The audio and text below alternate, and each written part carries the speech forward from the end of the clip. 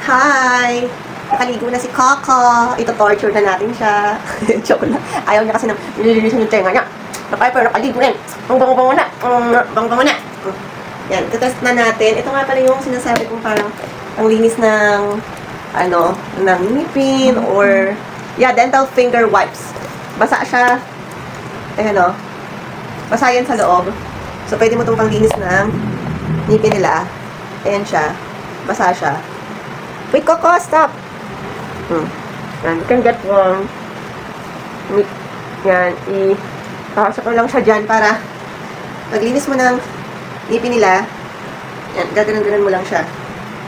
Kasi, nahirapan ang pag-toothbrush dahil hinangat-ngat niya. Hinangat-ngat niya, diba? Hinangat-ngat niya ng baby ko. Hinangat-ngat niya ng baby ko. Ewy! It's so dirty! It's so dirty! So ewy! It's so baho! And then, let's try itong dental. Baka ito. Itong from Powrens. Powrens na pet products. Hindi pala siya kay Ma'am siya. Sa Powrens naman, Powrens siya. Nakita ko siya sa isang vlogger din. So, try natin. Marami rin siyang Shih Tzu. Tapos, ito yung ginagamit niya. Tapos, ito namang wipes na to is ng pang dental finger wipes ay from Gentle Paws. From Gentle Paws. Okay, so, let's try ito. Natin kung magustuhan niya ito. Try natin. So, Coco, have a good smelling breath kinemperu. Kasi ang bunganga niya na sobra kabaho. Parang imbornal. Imbornal. Kasi ang dami pang tartar. Dami-daming tartar. Oh, yikes. Oh, tamo. Yan, kung makikita nyo. Oo, nakakadala siya ng something. So, tingnan natin kung babango na yung hininga ni Coco dito, ha? Babango na ba yung hininga mo dito, Coco? Yung mga pinaggagawa natin sa buhay? Nagaganda na ba yung hininga mo? Ha? Babango na ba yan? Babango na ba yung hininga ng bibi ko? Yung bibi ko na mabaho hininga? Ew, that's so ewy! I think pwede mo din siyang i-spray sa loob, pero ayaw niya. So, huwag na natin siya pilitin. Then, let's try itong ear powder. Para complete na talaga yung pag-broom natin. Hindi lang kami nakapag-bukit ngayon kasi late na ako nagising hapon na talaga.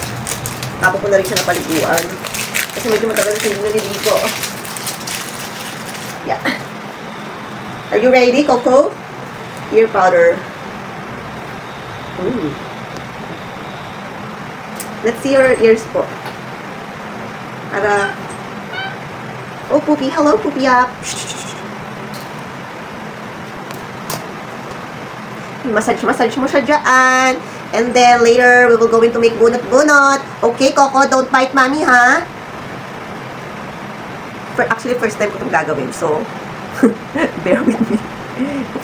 Nagagalit na agad siya. Wait lang, Coco.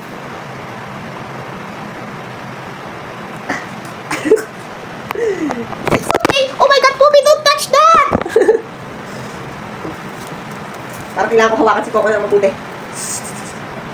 It's okay, Coco. It's okay. It's okay, Coco. Oh my gosh, I think kailangan ko siyang ilagay sa upuan para hindi siya makakilos. Poopy! Stop! Agoy! Excuse me, Marimar. Lagi natin siya sa upuan. Excuse me. Para hindi siya makakilos. Kung sayang yung powder na nilagay natin, kung ayaw mo bunot yan. Naku, hindi ko to kayang gawin. Hindi ko, hawakan mo nga siya.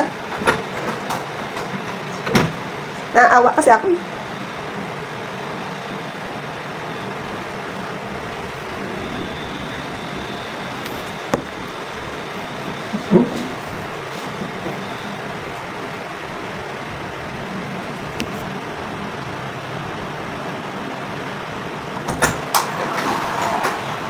Kaya siya.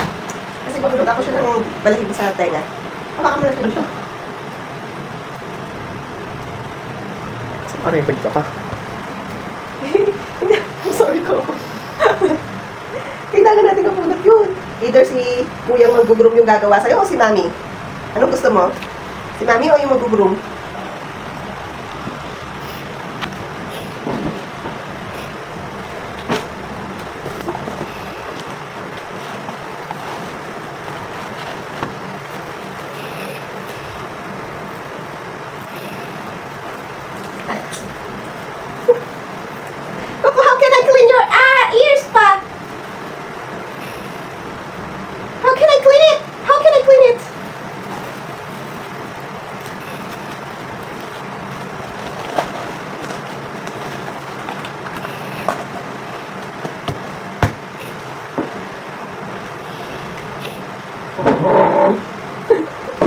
hirap.